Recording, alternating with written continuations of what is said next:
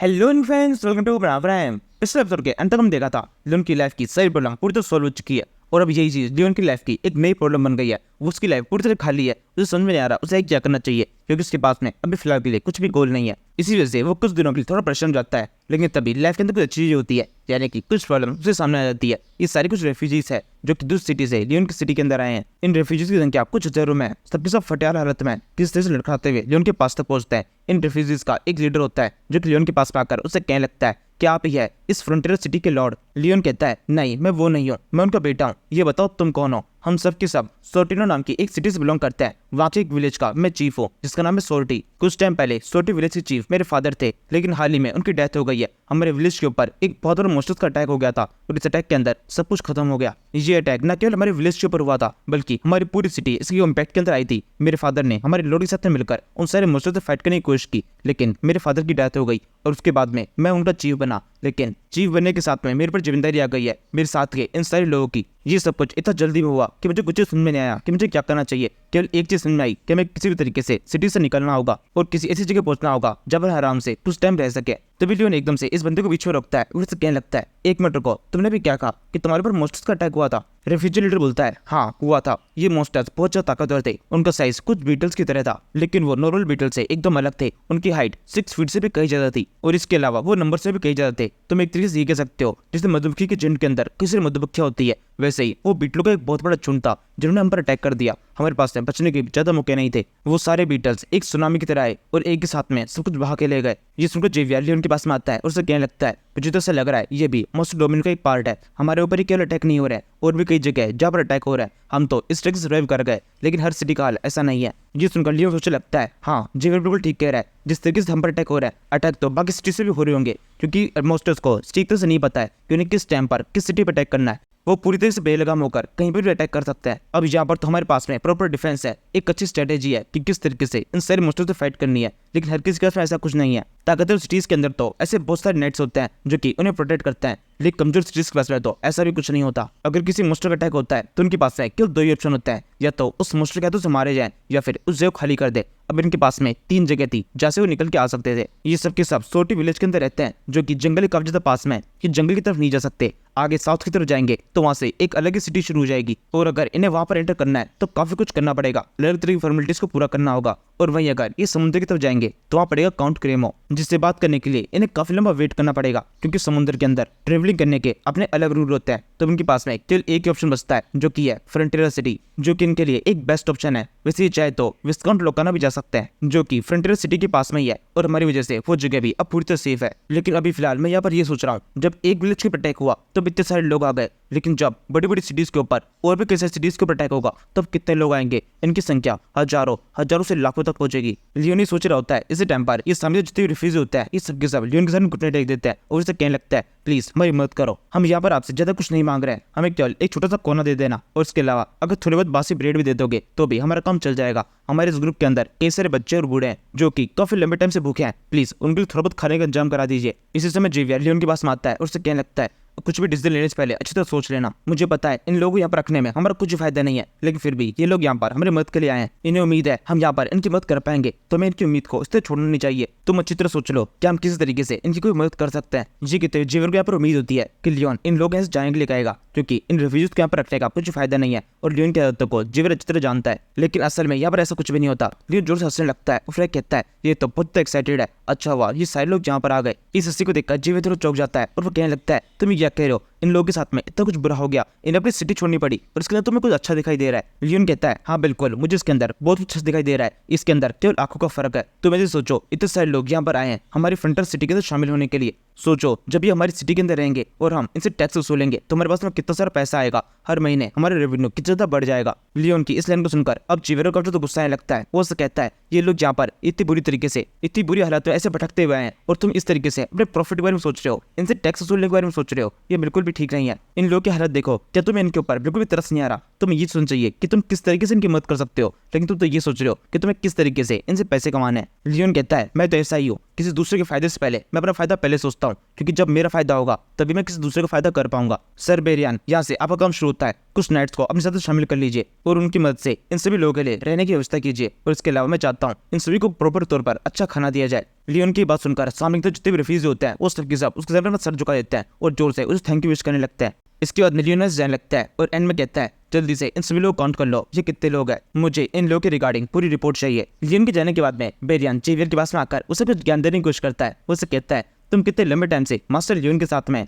लेकिन अभी तक तुम उसको पहचान नहीं पाए। ये सब कुछ इस वजह से है क्योंकि तुमने अपने माइंड के अंदर उनके लिए एक इमेजिनेशन बना रखी है और तुम अभी से उस इमेज को बदलना नहीं चाहते। लेकिन तुम्हें ये चीज समझनी चाहिए कि वो अपने आप में पूरी तरह बदल चुका है, वो काफी ज्यादा अच्छा है, सबकी मदद के बारे में सोचता है। इसलिए अब टाइम हो चुका है, तुम अपने माइंड को बदलो और ये समझने की कोशिश करो कि हर बार उनके बारे में बुरा सोचना, उनके डिसीजन गलत समझना ये बिल्कुल भी ठीक नहीं है। तुम्हें अब उनकी अच्छाई को समझने की कोशिश करनी चाहिए। हाँ मैं जानता हूँ वो कितना अच्छा है, जिवेर वो बनाते हुए बेरियन को जवाब देता है। और फिर यहाँ से सीन शिफ्ट होता है, हम फ्रेटरा मेंशन का सीन देखते हैं जहाँ पर लियोन और बेरन आमने सामने बैठे हुए हैं। इन दोनों को प्रैक्टिकल लाइफ दिखाई दे रही है। इनको पता है आगे जाकर काफी दिक्कतें आने वाली है। बेरन लियोन से बोलने लगता है क्या तुम सच में इस बारे में सोच रहे हो, अगर हमने इन सारे रिफ्यूजीज को अपने साथ में रख भी लिया तो भी ज्यादा लंबे टाइम तक इन्हें संभाल नहीं पाएंगे। हमारे पास जगह तो है लेकिन इतना खाना नहीं है कि हम सभी को पाल सके। लियोन कहता है तो फिर आप क्या कहना चाहते हैं, मुझे नहीं यहाँ से जाने के लिए कहना होगा। बेरन कहता है नहीं ऐसा भी नहीं है, मैं ऐसा भी नहीं चाहता। ये लोग यहाँ पर हमसे मदद मांगने के लिए आए और उन्हें उम्मीद है कि हम इनकी मदद कर भी पाएंगे। मैं इनकी उम्मीद को तोड़ना नहीं चाहता हूँ, लेकिन फिर भी हमें अपनी सीमाओं को समझना पड़ेगा। क्या हम सच में इन लोगों की मदद कर भी सकते हैं? हमारे पास जितना भी खाना है वो तो केवल कुछ दिन में ही खत्म हो जाएगा। उसके बाद में हमारे खुद के लिए खाना नहीं बचेगा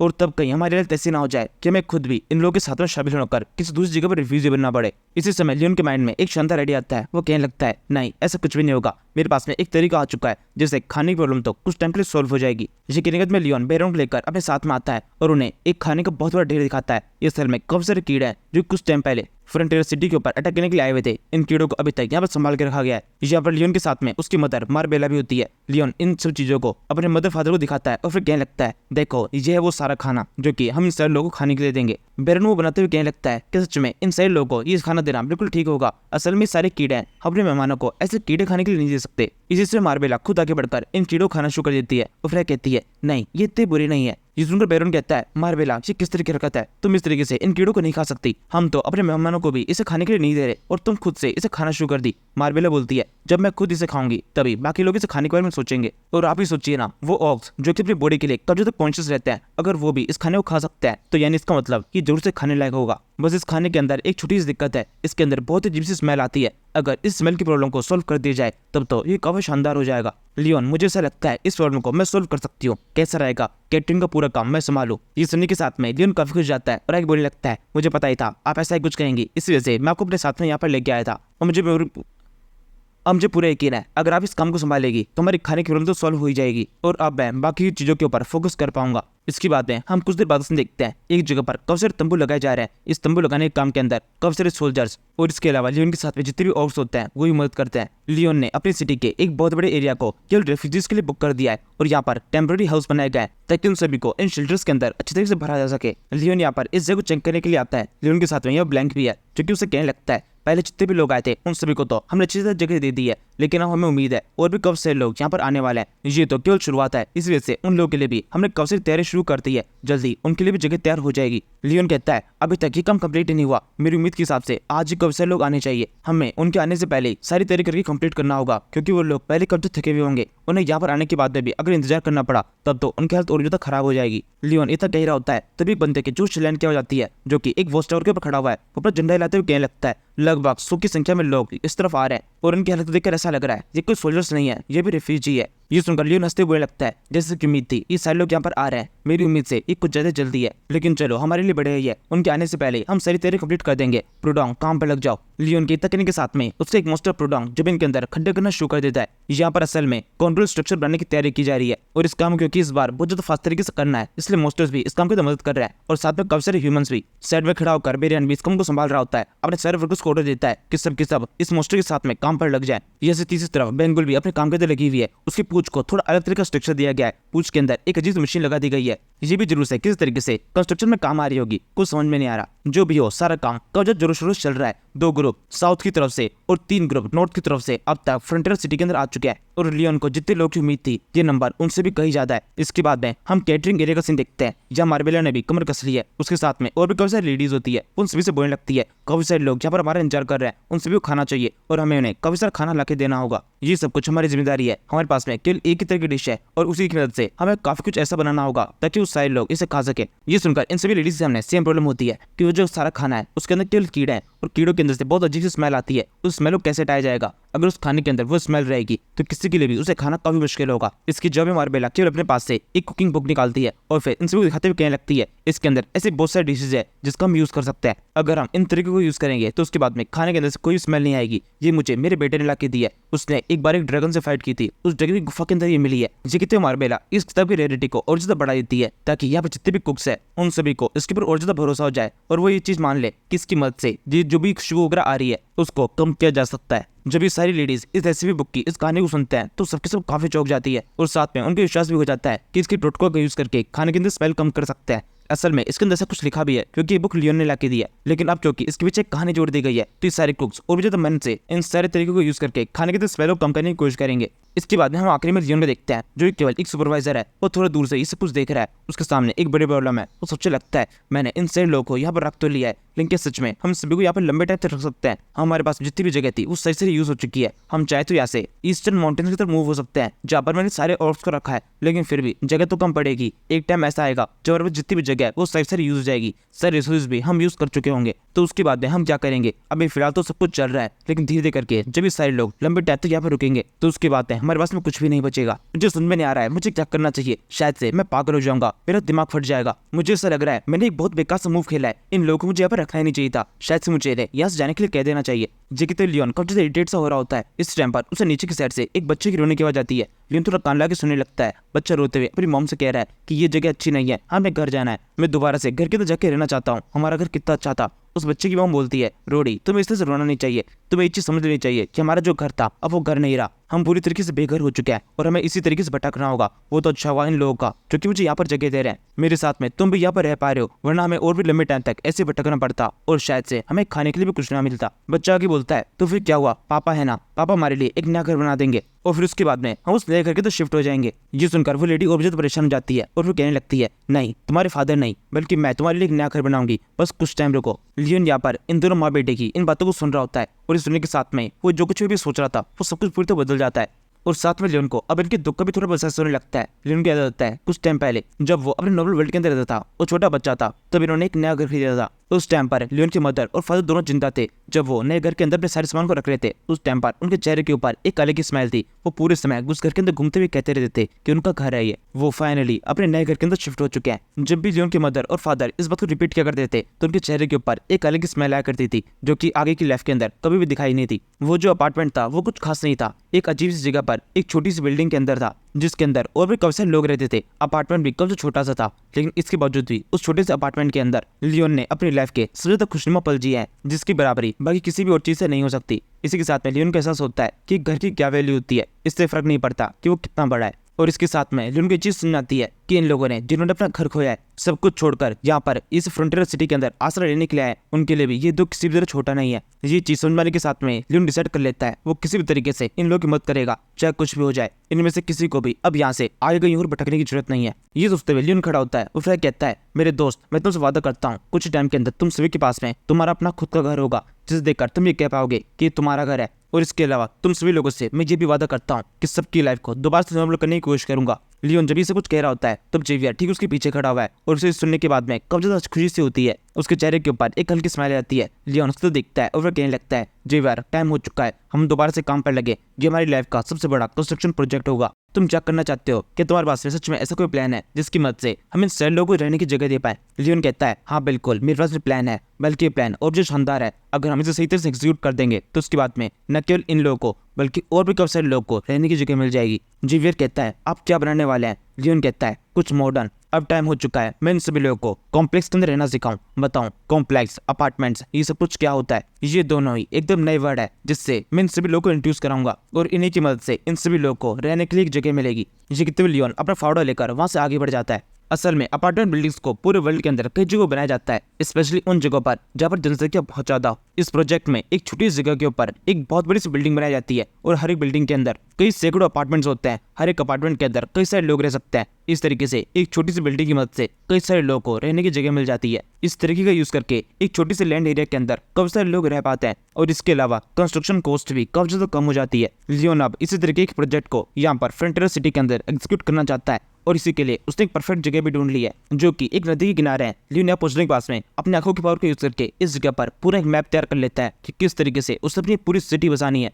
लियोन की ये सिटी नदी के दोनों किनारे में बसने वाली है और इस सिटी को बनाने में लियोन का बिजनेसमैन तो है ही। उसने सोच रखा है कि यहाँ पर वो जो सिटी बनाएगा उसको ऐसे फ्री में बांटने वाला नहीं है, बल्कि हर एक अपार्टमेंट के बदले में वो एक कीमत वसूल करेगा, जो कि पूरी तरीके से उसका पर्सनल प्रॉफिट होगा और फिर इस तरीके से होगी पैसे की बारिश। इसी बारे में सोचते हुए लियोन बहुत ज्यादा एक्साइटेड होता है, क्योंकि उसे पता है अगर उसे सही तरीके से इस प्रोजेक्ट को कंप्लीट कर लिया तो लाइफ टाइम के लिए उसके पैसे की कमी बिल्कुल भी होने वाली नहीं है। ये उसकी लाइफ का फाइनल प्रोजेक्ट हो सकता है और उसके बाद में उसे और कुछ भी करने की जरूरत नहीं है। सिटी के क्रिएट होने के बाद में वो उसके मेंटेनेंस की पूरी जिम्मेदारी पेरेंट को सौंप सकता है। पेरेंट जब तक जिंदा रहेगा इस सिटी को मेंटेन करेगा और उसके बाद में उसका कोई ना कोई सक्सेसर आ जाएगा। लेकिन यहाँ पर सिटी क्रिएशन के बाद में लियोन को खुद से कुछ भी करने की जरूरत नहीं पड़ेगी। वो आराम से एक आराम की जिंदगी जी सकता है। लियोन जैसे ये सब कुछ सोचता है, इस टाइम पर बेरियन जो कि इस टाइम पर रेफ्यूजीज के साथ में है, उसे कुछ होने लगता है। उसे ऐसा एहसास हो गया है कि किसी ने उसे याद किया है। जल्दी से जितने भी आसपास रेफ्यूजी होते हैं वो उसे संभालने लगते हैं। के बाद में हम एक मीटिंग एरिया का सीन देखते हैं। लियोन ने अपनी सिटी के जितने भी बड़े लोग हैं उन सभी के सामने एक मीटिंग कंडक्ट की है। वो इन सभी से बोलने लगता है कि हमें जल्दी ही अपार्टमेंट के प्रोजेक्ट के ऊपर काम शुरू करना होगा। ये एकदम नया प्रोजेक्ट है जिसकी मदद से हमारी फ्रंटियर सिटी कब तक विकसित हो जाएगी।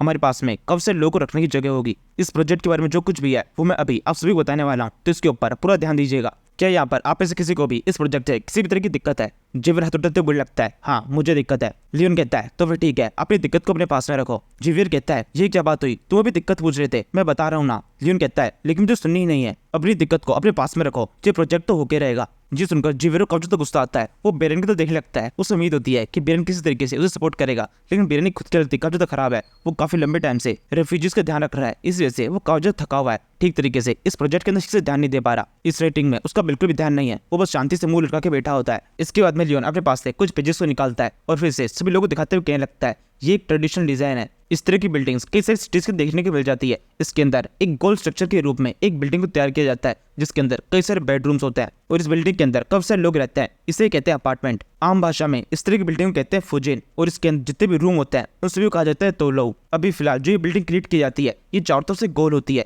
एकदम गोल। बीच के अंदर होती है खाली जगह या फिर बीच के अंदर कई सारे लोग कुछ तरह के कुएं बना देते हैं या फिर किसी तरह की कैंटीन या फिर बहुत सारे बाथरूम्स जो कि आसपास जितने भी लोग रह रहे हैं उन सभी के लिए कॉमनल होता है। बीच के अंदर जितनी फैसिलिटीज होती है इन सभी को आसपास जितने भी अपार्टमेंट्स है उनके जितने भी लोग रह रहे हैं वो आके यूज कर सकते हैं। इसी तरीके के सेम स्ट्रक्चर को हम बनाने वाले हैं। हम एक शानदार बिल्डिंग क्रिएट करेंगे, लेकिन वो गोल नहीं होगी बल्कि स्क्वायर फॉर्म में होगी। स्क्वायर फॉर्म के अंदर जब भी कोई चीज होती है उसे क्रिएट करना ज्यादा आसान पड़ता है। स्क्वायर वॉल्स को हम ज्यादा जल्दी क्रिएट कर पाएंगे और इसके अलावा अगर हमारी सिटी के अंदर इस तरह की बिल्डिंग्स होंगी तो उसका एक और शानदार फायदा होगा। अगर कभी भी हमारी सिटी के ऊपर कोई अटैक हो जाता है तो ये बिल्डिंग्स एक दुर्ग की तरह होगी। केवल अगर हम एक गेट को ही बंद कर देंगे तो उसके बाद में हमारे सैकड़ों लोग जो कि एक बिल्डिंग के अंदर होते हैं वो सबके सब सेफ हो जाएंगे। हर एक बिल्डिंग एक दुर्ग की तरह उन सारे लोगों को प्रोटेक्ट करेगी और इसके अलावा जो भी लोग ऊपर की साइड में वो भी ऊपर की तरफ से रहते हुए अपने आप को प्रोटेक्ट कर सकते हैं। लियोन की यह एक्सपेरिमेंट लाइन पीछे की साइड में जो नाइट बैठा होता है उसे काफी ज्यादा पसंद आती है। ब्लैंक जोरस तालियां बजाना शुरू कर देता है, लेकिन बाकी सभी लोग एकदम शांति से सब कुछ सुन रहे होता है। कुछ खास रिएक्शन नहीं होता। लियोन एंड बोलता है तो भी ठीक है, मेरी बात यहाँ पे कंप्लीट होती है। अब किसी को क्वेश्चन पूछना है तो पूछ सकता है। ये सुनने के साथ ही दोबारा जीवन की तरफ सवाल आता है। वो कहने लगता है मेरे पास एक सवाल है, क्या मेरे पास में इतना पैसा है कि हम इतनी शानदार बिल्डिंग बना सके? यहाँ पर जेवियर का सवाल शानदार है और ये सब कुछ पूरी तरह खत्म भी कर सकता है। पूरा प्रोजेक्ट पूरी तरह तहस-नहस हो जाएगा। लेकिन लियोन के पास भी एक शानदार जवाब होता है। वो उससे कहने लगता है कि तुम सच में ये चाहते हो यहाँ पर जितने भी लोग यहाँ पर हम पर पूरी तरह डिपेंडेंट हो चुके हैं उन सभी के लिए हम कुछ भी ना करें। मैं उनके लिए अच्छा करना चाहता हूँ, उनके लिए घर बना के देना चाहता हूँ। हम ये सब कुछ अच्छा काम इसलिए ना करें क्योंकि मेरे पास पैसे नहीं है। तुम सच में ऐसे चाहते हो हम इन लोगों की मदद ना करें, अपने हाथों को पीछे खींच लें। लियोन जब ये सब कुछ कहता है तो जीवर को अपने खुद के सवाल के ऊपर शक होने लगता है। वो कहता है मैंने ऐसा तो कुछ नहीं कहा। लियोन कहता है तुमने ऐसा ही कुछ कहा है, अब या तो हाँ या ना में जवाब दो। तुम क्या कहना चाहते हो? क्या तुम ये चाहते हो हम इन लोगों की मदद ना करें क्योंकि मेरे पास पैसे नहीं है? ये कहते हुए लियोन थोड़ा अग्रेसिव हो जाता है और जेवर को समझ में नहीं आता वो किस तरह से जवाब दे। लियोन ने बहुत अच्छी तरीके से जेवर को अपनी बातों में फंसा लिया है। इसलिए जेवियर बस शांति से अपना हाथ नीचे कर लेता है और फिर आगे बोलता है, मैं अपने क्वेश्चन को वापस लेता हूँ, मुझे जॉब मिल गया। इसी तरह बेरन की तरफ से भी ये सेम सवाल आता है। वो कहने लगता है, सच में अभी हमारी हालत ऐसी नहीं है कि हम बिल्डिंग क्रिएट कर सके, कि तुमने इस बारे में कुछ सोचा है? लियोन कहता है, हाँ मैंने काफी कुछ सोच रखा है। मुझे पता है किसी भी नए बिजनेस को क्रिएट करने के लिए हमें काफी सारा पैसा चाहिए, तो पैसे का इंतजाम करने वाला हूँ। अभी फिलहाल हमारे पास में काफी सारा खाना है जो कि काफी लंबे टाइम तक इन लोगों के लिए चल जाएगा, और थोड़ी बहुत जगह भी है, जितने भी लोग यहाँ पर आएंगे हम उन्हें भी जगह दे सकते हैं। इतने कुछ टाइम के अंदर मैं कुछ ना कुछ करके हमारे लिए फंड इकट्ठा करूंगा, कुछ इतने पैसे लेके आऊंगा जिसकी मदद से हमारे सारे रिसोर्स फुलफिल हो पाए। इसी बात को समझाने के बाद में लियोन जेवियर के साथ में एक सफर पर निकल पड़ता है, जहाँ पर इनका काम है किसी भी तरीके से बहुत सारे पैसा इकट्ठा करना। जेवियर इस पूरे सफर में काफी ज्यादा गुस्सा होता है, क्योंकि मीटिंग के अंदर लियोन ने जेवियर कई बार इंसल्ट कर दी थी। लियोन जेवियर तो दिखता है और तो कहने लगता है, तुम्हें इस तरीके से मुझसे नाराज होने की जरूरत नहीं है, तुम मेरे बॉडीगार्ड हो, तुम मुझसे नाराज नहीं हो सकते, तुम्हें तो मुझसे बात करनी ही पड़ेगी। जेवियर अभी लियोन से बात करने की कोशिश नहीं करता। लियोन आई कहता है, तुम मेरे बॉडीगार्ड हो, लेकिन इसके बावजूद भी एक बच्चे की तरह बिहेव कर रहे हो। माना उस मीटिंग के अंदर मैं तुम्हारे साथ में कुछ अजीब तरीके से बात कर रहा था, तुम्हें इंसल्ट कर रहा था, लेकिन मेरे पास में कोई दूसरा ऑप्शन भी नहीं था तुम्हारे सवाल का, मेरे पास तो कुछ जॉब नहीं है। ये सुनकर जेवियर अब लियोन की तो दिखने लगता है। लियोन आके बोलता है, मैं तुम सबको सच बता देता हूँ, इस प्रोजेक्ट को लेकर मैं खुद भी बहुत ज्यादा परेशान हूँ, लेकिन इसके बावजूद भी अपने चेहरे के ऊपर एक हंसी लाए हुए हूँ। सबके सामने ये दिखा रहा हूँ कि मैं पूरा कॉन्फिडेंट हूँ और मेरे पास में पूरा प्लानिंग है। मुझे अच्छी तरह पता है हर एक स्टेप के ऊपर हमें क्या करना है। ये सब कुछ मुझे सबके सामने दिखाना पड़ेगा, वरना मैं उनसे नॉर्मली बात करूंगा, हर समय ये चीज दिखाता रहूंगा कि मेरे पास कोई प्लानिंग नहीं है, सब कुछ हवा के भाव के साथ में चलता जा रहा है, तो उन्हें मेरे पे भरोसा नहीं होगा। मुझे उन सभी लोगों की बहुत ज्यादा चिंता है, अगर मैं उन सभी से ऐसे बात करने लगा तो सबके सब बहुत ज्यादा परेशान हो जाएंगे, लेकिन यहाँ पर केवल तुम ही हो जिनसे मैं नॉर्मली बात कर सकता हूँ। मुझे फर्क नहीं पड़ता तुम मेरी फीलिंग्स बारे में सोचकर क्या लगता है, क्योंकि ये बात मैं अच्छी तरह जानता हूँ। मैं तुम्हें जो कुछ बताऊंगा तुम उसे आगे कहीं भी फेल नहीं दोगे, और इसके अलावा अगर मेरी बातों से तुम थोड़ा बहुत परेशान हो भी जाओ तो भी क्या ही फर्क पड़ता है। लियोन की ये बातें शुरुआत में जेवियर को अच्छी लगती है, लेकिन धीरे धीरे करके जेवियर गुस्सा आने लगता है। उसे एहसास होता है कि लियोन यहाँ पर उसकी इंसल्ट करने की कोशिश कर रहा है, और ये कहने की कोशिश कर रहा है कि उसकी परेशानी से किसी को फर्क नहीं पड़ता। ये सुनकर जेवियर के मन में ऐसा आता है जैसे वो लियोन के मुंह पर एक रख के मुक्का मारते, लेकिन क्योंकि वो उसका बॉडीगार्ड है इसलिए ऐसा कुछ करता नहीं है, पूरा कंट्रोल में रहता है। लेकिन इस टाइम पर जेवियर के चेहरे के ऊपर ये सारे एक्सप्रेशन आ जाते हैं और लियोन इसे देख लेता है। उसे एहसास हो जाता है कि अगर उसने अब एक भी शब्द बोलने की कोशिश की तो जेवियर अपना कंट्रोल खो देगा, इसलिए इसके बाद में अब ये दोनों शांति से चलना शुरू कर देते हैं। एक भी बंदा कि दूसरे से बात करने की कोशिश नहीं करता, और अब ये यहाँ से पहुंच जाते हैं लोकाना रेसिडेंस, जो कि विस्काउंट लोकाना के अंदर है, जहाँ पर रहता है विस्काउंट, और उसके साथ में उसका ये नाकारा बेटा भी। कुछ टाइम पहले इसके लियोन से फाइट हुई थी, लियोन ने इसे बहुत बुरा पीटा था, और अब ये जैसे लियोन को अपने सामने देखता है, लियोन को भी तो होता हुआ दिखता है, इसको सारी मार दोबारा से ज्यादा जाती है, ये पूरी तरह डर जाता है। इसे देखने के साथ में लियोन हंसते हुए इसे हाथ हिलाते हुए कहने लगता है, और डियागो कैसे हो, क्या तुम्हें मैं याद हूँ? ये सुनने के साथ में डियागो की कपकपी और मुझे बुरी तरह छूट जाती है, वो अपनी जगह से मूव भी नहीं कर पाता। लियोन सीधे इसके पास में आता है और इसे कहने लगता है, तुम्हें मुझसे बिल्कुल घबराने की जरूरत नहीं है, वो तो वहाँ पर तुमने कुछ गड़बड़ कर दी थी, इस वजह से तुम्हें पीटना पड़ा, एक डोज देना तुम्हें बहुत जरूरी था, लेकिन अब बेकार में मैं तुम्हें पीटने की कोशिश क्यों करूंगा? तुम बुरी तरह बेफिक्र रहो, तुम पर किसी तरह का अटैक होने वाला नहीं है। डियागो बोलता है कि सच में तुम मुझे पीटने के लिए नहीं आए हो? लियोन बोलता है, हाँ बिल्कुल, तुम्हें पीटने के लिए तो नहीं आया हूँ, लेकिन अब तुम्हारे फादर की हरकतों पर डिपेंड करता है कि तुम्हारे साथ में क्या होने वाला है। अभी फिलहाल तो तुम्हें पीटने का कोई मुहूर्त नहीं है, लेकिन मुहूर्त कब निकल जाए कुछ पता नहीं है, इसलिए यहाँ पर तुम्हारा भला इसी चीज में है कि तुम्हारा फादर पूरी तरीके से मेरे साथ में कोऑपरेट करे। इसके बाद में लियोन सीधे इस बंदे विस्काउंट के सामने पहुंच जाता है और उसके सामने एक शर्त रख देता है। विस्काउंट कहता है, ये किस तरह की बात हुई, तुम इस तरीके से पानी का बिल नहीं बढ़ा सकते, मैं पहले ही हर महीने तुम्हें एक बहुत बड़ा अमाउंट देता हूँ, इस अमाउंट को और नहीं बढ़ाया जाएगा। जी कहते विस्काउंट थोड़ा परेशान होता है, और लियोन उसके सामने एक डॉन की तरह एकदम आराम से बैठा होता है और उसे कहने लगता है, क्या सच में अमाउंट को नहीं बढ़ा सकते? मैंने तो सोच लिया है वाटर बिल को और ज्यादा बढ़ाना है, और ये मेरी मर्जी है, मैं जब चाहूँ तो बढ़ा सकता हूँ। ये सुनकर विस्काउंट को बहुत गुस्सा आता है, वो मन में सोचने लगता है, ये किस तरह घटिया इंसान है, एक कीड़े की तरह मेरे साथ में चिपक चुका है, धीरे धीरे करके मेरी बॉडी के अंदर से खून चूसता जा रहा है। वो तो यहाँ पर हमारी मजबूरी है, हमें इनसे पानी लेना पड़ रहा है, वरना मैं इन्हें इस तरीके से लात मार के ऐसा निकालता, यहाँ पर मेरे सामने इसे बैठने भी नहीं देता। कभी कभी तो इसे देखकर ही मुझे इतनी बुरी से खुंदस आती है कि इसे मैं बुरी से पीट दूं या फिर खुद यहाँ से कूद कर अपनी जान दे दूं। इसी टाइम पर एकदम से विस्काउंट लोकाना कुछ याद आता है, उसके चेहरे के ऊपर एक हल्की स्माइल आती है, वो हंसते बोलने लगता है, क्या तुम इस अमाउंट को बढ़ा सकते हो? तुम्हें याद है तुमने मेरे साथ में एक कॉन्ट्रैक्ट साइन किया था, मैंने उस कॉन्ट्रैक्ट को अच्छी तरह से पढ़ा है, और इस कॉन्ट्रैक्ट के अंदर ये शर्त साफ साफ लिखी हुई है कि दोनों में से कोई पार्टी वाटर की बिल को ना बढ़ा सकती है ना कम कर सकती है। ये वाटर बिल हमेशा हमेशा के लिए एकदम सिमिलर रेट पे रहेगा। ये कहते विस्काउंट इस कॉन्ट्रैक्ट को लियोन को दिखाने लगता है। लियोन कहता है, तुम ज्यादा खुशी की जरूरत नहीं है, ये वो कॉन्ट्रैक्ट है जो कि मैंने तुम्हें बना के दिया था और तुमने शायद से इसे ठीक से देखा नहीं है, मैं तुम्हें दिखाता हूँ। जो कहते वो अपने पास से एक मैग्नीफाइंग ग्लास को बाहर निकालता है और फिर उसे उस पर दिखाने लगता है। इस कॉन्ट्रैक्ट के अंदर सब कुछ एकदम सही है, जैसा कि विस्काउंट लोकाने का वैसा वहाँ पे लिखा हुआ है, लेकिन साथ ही में छोटे छोटे अक्षरों में कुछ और भी लिखा है। यहाँ पर लिखा हुआ है, वाटर प्रोवाइडर जब चाहे तब इस अमाउंट को बढ़ा सकता है, वो उसके पर्सनल मूड पर डिपेंड करता है। इस नियम को देखने के साथ में विस्काउंट के पैरों तले जिस जमीन खिसक जाती है उसकी पूरी दुनिया हिल चुकी है। इस कॉन्ट्रैक्ट के इस नियम को उसने अभी तक कभी पढ़ा ही नहीं था और इस कॉन्ट्रैक्ट पे उसके साइन हुए हुए हैं। ये चीज उसकी पूरी सिटी को खत्म कर सकती है। इसी वजह से वो इतना अग्रेसिव हो जाता है कि लियोन को उसी कॉलर से पकड़ लेता है, उसको जोर से हिलाते हुए कहने लगता है ये किस तरह का नियम है, तुम इस तरीके से कोई भी चीज को इस कॉन्ट्रैक्ट के अंदर ऐड नहीं कर सकते। ये कोई नियम नहीं बनता कि तुम जब चाहे तब अपने मूड के हिसाब से रेट को बढ़ाते रहोगे। लियोन कहता है तुम मुझ पर अटैक करने की कोशिश कर रहे हो, अगर तुम इसी तरीके से मेरी गर्दन को हिलाते रहे तो मैं मर जाऊंगा, और अगर मैं मर गया तो तुम पर और बड़ा अमाउंट लगेगा। विस्काउंट लोकाना, मुझे ये बात अच्छी तरह पता है तुम बहुत ज्यादा गुस्से में हो, लेकिन तुम्हें ये चीज समझनी चाहिए कि तुम मेरे जाल में पूरी तरह फंस चुके हो और तुम केवल तब तक जिंदा रहोगे जब तक मैं चाहूंगा। वैसे तुम्हें मुझसे लड़ने की जरूरत नहीं है, हम दोनों तो पड़ोसी है, तुम्हारे ऊपर थोड़ी बहुत दया तो मैं दिखाई सकता हूँ। और एक और बात, मैं तुम्हें यहाँ पर बिल्कुल भी फोर्स करने वाले नहीं हूँ, ये पूरी तरीके से तुम्हारी मर्जी होने वाली है, क्योंकि मैं तुम्हें अब एक इतनी अच्छी बात बताऊंगा जिसे सुनकर तुम बहुत खुश हो जाओगे,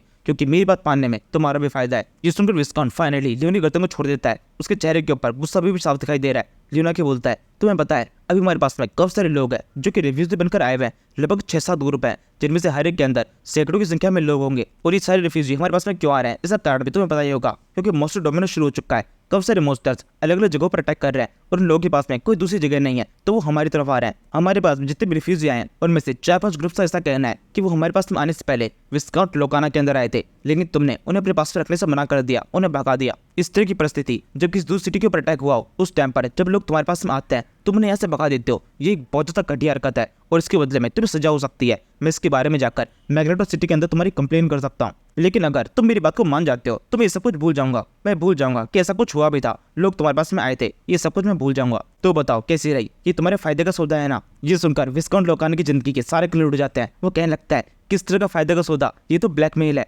लियोन कहता है वैसे मुझे पता चला कुछ टाइम पहले तुम्हारे बेटे को एक काफिले में सजा हुई थी, उसके बाद में उसे अकेडमी से भी निकाल दिया गया। अभी फिलहाल उसे अकेडमी से रिस्ट्रिक्टेड कर दिया गया है, कुछ टाइम बाद वो वापस ज्वाइन कर सकता है। अब तुम सोचो, अगर मैं एक मेल लिखकर मैग्नेटो सिटी की क्वीन के पास भेज देता हूँ, क्वीन एलिका तुम्हारे बेटे का क्या हाल करेगी। ऐसा हो सकता है उसे कभी भी दोबारा से अकेडमी के अंदर एडमिशन ना मिले। ये कितने बड़ी डिसरिस्पेक्ट की बात होती है, ये तो तुम समझ ही रहे होंगे ना। और इसके अलावा ये खबर इतनी बड़ी है किसकी वजह से मैं तुम्हारे साथ में और भी काफी कुछ बुरा कर सकता हूँ। पूरी लिस्ट मेरे पास में है, क्या तुम्हें पूरी लिस्ट सुननी है। ये सुनने के बाद में विस्काउंट लोकाना के पसीने छूटने लगते हैं। धीरे धीरे करके वो समझ जाता है लियोन की बात को मानना ही पड़ेगा। वो धीरे से उससे कहता है बताओ तुम कितना अमाउंट बढ़ाना चाहते हो, तुम्हारे मुंह को बंद करने के लिए मुझे तुम्हें और कितने पैसे देने पड़ेंगे। लियोन कहता है विस्काउंट लोकाना, क्योंकि तुम्हारे साथ में हमारी काफी लिमिटेड डील चल रही है और तुम्हारे बारे में मुझे थोड़ा बहुत सोचना पड़ेगा, तो कैसा रहेगा, अमाउंट कितना बढ़ाना है इसका मौका भी मैं तुम्हें ही दे दूं। तुम्हारे पास में एक मौका है, तुम जो कुछ अमाउंट बोलोगे वो मैं एक्सेप्ट कर लूंगा। अगर वो अमाउंट मुझे सही लगेगा तो उसी अमाउंट के हिसाब से हमारी डील आगे बढ़ेगी, और वहीं अगर वो अमाउंट मुझे सही नहीं लगा तो उसके बाद में ये मेल पहुंच जाएगा सीधे मैग्नेटो सिटी की क्वीन के पास में। तो ध्यान रखना तुम्हारे पास में एक मौका है, एक मौके के अंदर एकदम सही अमाउंट बोलो जितना तुम इंक्रीज करोगे। अब तुम ही बैठ के सोचो तुम्हारी रेस्पेक्ट की क्या कीमत है। तुम मेरे दोस्त हो, तुम्हारी रेस्पेक्ट की नहीं है तो मैं ही पार लगाऊंगा और मैं ही इसमें छेद करने वाला हूँ। यहाँ पर लियोन का हर एक डायलॉग विस्काउंट की हालत को और ज्यादा खराब करता जाता है। जेवियर जो कि लियोन के पीछे साइड में खड़ा हुआ है और वो खुद भी चाहता है कि लियोन यहाँ पर जितना हो सके उतना प्रॉफिट लेके जा सके। वो खुद भी सोचने लगता है कि ये चीज बिल्कुल ठीक नहीं है। विस्काउंट लोकाना के साथ में यहाँ पर काफी कुछ बुरा हो रहा है। ये पूरी तरीके से एक डेमोनिक एक्ट है, एक बंदे को बहुत बुरी तरीके से ब्लैकमेल किया जा रहा है। इसके बाद में बार्गेनिंग का ये गेम शुरू हो जाता है। यूनागी बोलने लगता है जल्दी से एक नंबर डिसाइड करो, उतना नंबर ही हम इंक्रीज करेंगे। इसी के साथ ही अब इस जगह का माहौल बहुत शानदार हो जाता है। चारों तरफ एकदम अलग सी गर्मी फैल चुकी है। विस्काउंट लोकाना इस टाइम बहुत ज्यादा गुस्से में है। उसके माइंड के अंदर और भी काफी चीज चल रही है। उसे अपनी रेस्पेक्ट बचानी है, अपनी कुर्सी बचानी है। वो क्वीन एलिका को किसी तरीके से गुस्सा दिलाना नहीं चाहता, तो अब बस इसी तरीके से एक नंबर बोलना शुरू करता है। शुरुआत में उसके मुंह से 20 निकलने वाला होता है। ये 20 काफी ज्यादा लंबा है। इस फिर कहते वक्त वो पूरे समय लियोन के चेहरे के ऊपर नजर रखता है। लियोन के चेहरे के एक्सप्रेशन काफी ज्यादा खतरनाक से होते हैं, जिस देख के पता चल रहा है इस नंबर को सुनकर वो बिल्कुल भी खुश होने वाला नहीं है। इसे देखकर वो अपनी 20 को थोड़ा सा और बढ़ाता है। 20 की जगह अब 30 बोलने लगता है, लेकिन अभी भी उसने अपना वर्ड पूरा नहीं बोला है। इतना बोल दिया है कि लियोन को समझ में आ जाए, और लियोन के चेहरे के एक्सप्रेशन अभी भी ठीक नहीं हुए, बल्कि वो और ज्यादा परेशान सा हो गया है। इसी समय रेस एक असर जीवियर पूरी कर देता है। विस्काउंट गलती से जीवियर की तरफ देख लेता है। जीवियर उसे 50% का इशारा करता है, मतलब वो अपनी 5 उंगलियां उसको दिखाई देता है। विस्काउंट को लगता है वो सिर्फ 50% के लिए कह रहा है, और विस्काउंट के लिए ये अमाउंट भी काफी ज्यादा है। लिंक फिर भी क्योंकि अमाउंट उसकी तरफ से आ चुका है, तो वो बिना कुछ सोचे थोड़ा सा घबराता हुआ 50% बोल देता है। और जहाँ पर उसे बहुत ज्यादा उम्मीद होती है, क्योंकि ये चीज जीवियर खुद से कह रहा है, और जो कि लियोन की साइड में है, तो यानी कि लियोन इस चीज के लिए मान जाएगा। लेकिन ऐसा बिल्कुल भी नहीं होता। लियोन के चेहरे का एक्सप्रेशन अभी भी बहुत ज्यादा बुरा है। वो बहुत ही गुस्से में विस्काउंट लोकाना की तरफ देखता है, और इसके जवाब में विस्काउंट लोकाना जीवियर की तरफ देखता है, जैसे उसे कहने लगता है ये तुमने क्या किया, तुमने तो मुझसे कहा था इसको 50% बोल दूं तो ये मान जाएगा। इसके जवाब में जीवियर दिमाग के अंदर अपनी गर्दन घुमाता है और फिर अपने हाथ को दोबारा से दिखाते हुए कहने लगता है मैं तुम्हें 50% नहीं बल्कि 5 टाइम्स कह रहा था। और अब ये सुनकर विस्काउंट से पागल हो जाता है। वो चिल्लाते हुए कहने लगता है क्या बकवास है ये, मैं तुम्हें 5 गुना दूंगा। पहले ये अमाउंट इतना ज्यादा है, 50% देने में तो मैंने अपना पूरा प्रेशर लगा दिया है और तुम मुझे 5 गुना मांग रहे हो। तुम्हें शर्म भी आ रही है, मांगने भी कोई सीमा होती है। ये देखकर लियोन समझ जाता है विस्काउंट लोकाना को जितना दबा सकते थे उतना वो दबा चुके हैं। अब उसे और जब दबाने की कोशिश की गई तो वो ब्लास्ट कर जाएगा, इसलिए लियोन उसे थोड़ा रिलीज करने की कोशिश करता है। उसे कहता है नहीं नहीं, तुम्हें 5 गुना देने की जरूरत नहीं है, तुमने जेवियर की बात तो थोड़ा गलत समझ लिया है, अगर तुम 4 गुना दोगे तो उतना भी काफी होगा। ये सुनकर विस्काउंट तुरंत ही खुश जाता है, जैसे गर्म तवे के ऊपर थोड़ा पानी गिर गया हो, उसका सारा गुस्सा गायब हो जाता है और वो तुरंत ही इस नए कॉन्ट्रैक्ट के ऊपर साइन कर देता है, जिसमें वो अब से लियोन को जो नॉर्मल अमाउंट देता था उसे 4 गुना ज्यादा अमाउंट देगा। इस कॉन्ट्रैक्ट को लेने के बाद में लियोन और जेवियर दोनों वहां से निकल जाते हैं। लियोन कब तक खुश होता है, पूरी सड़क के ऊपर वो नाश्ता और कहने लगता है आखिरकार हमें कॉन्ट्रैक्ट मिल गया, अब हमें और भी काफी सारे पैसे मिलेंगे। जेवियर देख रहे हो 4 गुना ज्यादा अमाउंट, ये बहुत ज्यादा होता है, 4 गुना लगान, अब तो हमारी चांदी चांदी होगी। इसी समय हम विस्काउंट लोकाना को देखते हैं जो कि इस कॉन्ट्रैक्ट को देख रहा होता है। उसके हिसाब से ये कॉन्ट्रैक्ट काफी सस्ते में हो चुका है क्योंकि उसकी रेस्पेक्ट बच गई है और इसके अलावा उसे पानी तो मिलता ही रहेगा। और अब की बार वो बिल्कुल भी पिछले बार जैसी गलती करना नहीं चाहता, वो आराम से उस कॉन्ट्रैक्ट को देख रहा होता है, हर एक डिटेल को। तभी एकदम से उसकी नजर एक छोटी चीज की ओर पड़ जाती है, जिसे देखने के साथ में सब कुछ वापस से ब्लैक एंड व्हाइट हो जाता है। वो अपना सर पकड़कर जो उस टेबल की ओर मारता है और रोते हुए कहने लगता है ये मैंने क्या कर दिया। यहाँ पे विस्काउंट ने दोबारा से एक बहुत बड़ी गलती कर दी है। कॉन्ट्रैक्ट के अंदर एक कोई खतरनाक शर्त लिखी हुई है जो कि अभी रिवील नहीं होती, लेकिन इसका इम्पैक्ट होने वाला है। इस बारे में शायद से जेवियर अच्छी तरह जानता है। लियोन जेवियर को दिखता है, उसे कहने लगता है जेवियर क्या हुआ, तुम इतने परेशान क्यों। जेवियर कहता है मेरी परेशानी के कारण तुम अच्छी तरह जानते हो, मैंने एक इंसान को इतना ज्यादा ब्लैकमेल किया, उसे ज्यादा प्रेशर करने की कोशिश की कि उसे हमारी शर्तों को मानना पड़ा। ये बिल्कुल भी ठीक नहीं है, किसी भी तरीके से कोई भी कॉन्ट्रैक्ट इस तरीके से नहीं होना चाहिए। हमें किसी के साथ में वैसे सलूक करना चाहिए जैसे सलूक हम खुद के लिए अपेक्षित करते हो। लियोन कहता है नहीं, ऐसा बिल्कुल भी नहीं है, हमें किसी के साथ में वैसे सलूक करना चाहिए जैसे सलूक के वो लायक है। और वैसे भी यह ब्लैकमेल का काम तुमने थोड़े किया है, सारा काम मैंने किया है, ये पूरी पूरी मेरी प्लानिंग थी, तुमने बस मुझे थोड़ा बहुत सपोर्ट किया। जेवियर बोलता है और हाँ यही मेरी गलती थी, मैं आपका बॉडीगार्ड हूँ, मेरा काम ये सब नहीं है किसी को ब्लैकमेल करने में, मैं आपकी मदद करूँ, ये मेरा काम नहीं, मेरा काम है आपको प्रोटेक्ट करना। और पिछले कुछ दिनों से मैं जो कुछ भी कर रहा हूँ इसे देखकर मुझे ऐसा लग रहा है मैं अपने काम को तो कर ही नहीं रहा हूँ, मैं आपको हर एक वो काम करने दे रहा हूँ जो कि आपको नहीं करना चाहिए। और इनफैक्ट हर एक काम के अंदर मैं खुद से आपको सपोर्ट कर रहा हूँ, मैं खुद को एक प्यादे की तरह महसूस कर रहा हूँ जिसे आप कंट्रोल कर रहे हैं। लियोन कहता है तो तुम क्या चाहते हो, मैं तुम्हें किसी भी तरीके जो ऑर्डर देता हूँ वो ऑर्डर देना बंद कर दूं। जेवियर कहता है नहीं, तुम्हें ऐसा कुछ भी करने की जरूरत नहीं है, तुम जो चाहे वो ऑर्डर मुझे दे सकते हो, लेकिन क्योंकि मैं एक स्वॉर्ड मास्टर हूँ, अपने सारे सेंसेस के ऊपर मेरा पूरा काबू है, अब मैं अपने कानों को बंद कर लूंगा, तुम्हारा कोई भी ऑर्डर मुझे अब से सुनाई नहीं देगा। लियोन कहता है कि सच में तुम्हारे सेंसेस के ऊपर तुम्हारा पूरा काबू है, यानी इसका मतलब तुम्हें सोने के लिए भी अब मेरी जरूरत नहीं है, तुम अब से खुद से सो सकते हो। जेवियर कहता है हाँ बिल्कुल। इसके तुरंत बाद हम रात का सीन देखते हैं। जेवियर इस टाइम पर अपने रूम के अंदर है, वो सोने की कोशिश कर रहा है लेकिन उसकी आंखें सोने को नहीं दे रही, एक उल्लू की तरह उसकी आंखें पूरी तरह खुली हुई है। काफी देर तो कोशिश करने के बाद जब उसे एहसास हो जाता है वो सो नहीं सकता, वो तुरंत ही लियोन के पास में जाता है और उसे बताता है उसे सोने के लिए लियोन की मदद चाहिए। असल में जेवियर जो कि एक स्वॉर्ड मास्टर है, उसे एक अजीब सी बीमारी है और रात को सो नहीं सकता है, और इसके अंदर लियोन जेवियर की मदद करता है और केवल लियोन ही है जो कि जेवियर की मदद कर सकता है, कोई और मेडिसिन जेवियर पे काम नहीं करती। और अब जब जेवियर लियोन के पास में आता है तो लियोन उसको ब्लैकमेल करने से पीछे नहीं हटना, उसे कहने लगता है कि सच में तुम्हें सोने में मेरी मदद चाहिए, लेकिन तुम्हारे सेंसेस तो तुम्हारे तरीके से काम कर रहे थे ना, तो जाओ अपने सेंसेस को कंट्रोल करो और खुद को सुला लो। जेवियर कहता है मुझे इस चीज की आदत पड़ चुकी है और अब इसके बिना मैं सो नहीं सकता हूँ। लियोन कहता है सेम यही प्रॉब्लम मेरे साथ में है, मुझे भी इन सब चालों की आदत पड़ चुकी है और इन चालों के बिना अब मेरा कोई काम नहीं होता। ये कहने के बाद में लियोन जेवियर की बात को मान जाता है और फिर गाना गाना शुरू कर देता है। असल में लियोन जेवियर को एक अलग से मेडिसिन देता है और उसके बाद में कुछ गाना गाना शुरू कर देता है, जिसके बाद में जेवियर को फाइनली नींद आ जाती है, जो कि जेवियर के लिए काफी ज्यादा इंपॉर्टेंट है क्योंकि उसे पूरे दिन काफी ज्यादा एक्टिव रहना पड़ता है। और इसके अलावा अपनी लाइफ के अंदर काफी लंबे टाइम उसने ऐसा गुजारा है जिसके अंदर वो बिल्कुल भी सो नहीं पाया, और अब जब उसे इस तरीके से सोने की आदत पड़ चुकी है तो इस आदत को छोड़ नहीं सकता है। जेवियर के सोने के बाद में लियोन अपने काम पे लग जाता है, वो जल्दी से अपने स्किल्स का यूज करके नई सिटी जो कि वो क्रिएट करने वाला है उसको पूरा कंस्ट्रक्शन एरिया क्रिएट करने लगता है, पूरा मैप बनाने लगता है कि किस तरीके से हर एक बिल्डिंग क्रिएट करना है, हर एक बिल्डिंग के अंदर हीट के लिए किस तरह की चीजें बनाई जाने वाली है, किस तरीके से ऑर्डिनल फ्लोर को केवल एक अपार्टमेंट में नहीं बल्कि हर एक अपार्टमेंट के अंदर फिक्स किया जाएगा। और अब क्योंकि लियोन के पास में इस तरह की स्ट्रक्चर क्रिएशन की पावर है, इसकी मदद से वो बड़ी आसानी से इसी मैप के अंदर पूरे स्ट्रक्चर को क्रिएट कर सकता है और फिर ये पता लगा सकता है कि स्ट्रक्चर के अंदर किस जगह पर कमी है, किस जगह पर दबाव की ज्यादा जरूरत है और किस तरीके से बिल्डिंग बनाने पर उससे गिरने की ज्यादा से ज्यादा है। इन्हीं सब चीजों को यूज करते हैं वो हिट एंड ट्रायल का यूज करता है, हर एक तरीके को यूज करके देखता है, जिसके बाद में उसे फाइनली एक परफेक्ट स्ट्रक्चर मिलता है जिसकी मदद से अगर बिल्डिंग क्रिएट किया गया तो उसके अंदर किसी भी तरह की कमी नहीं होगी।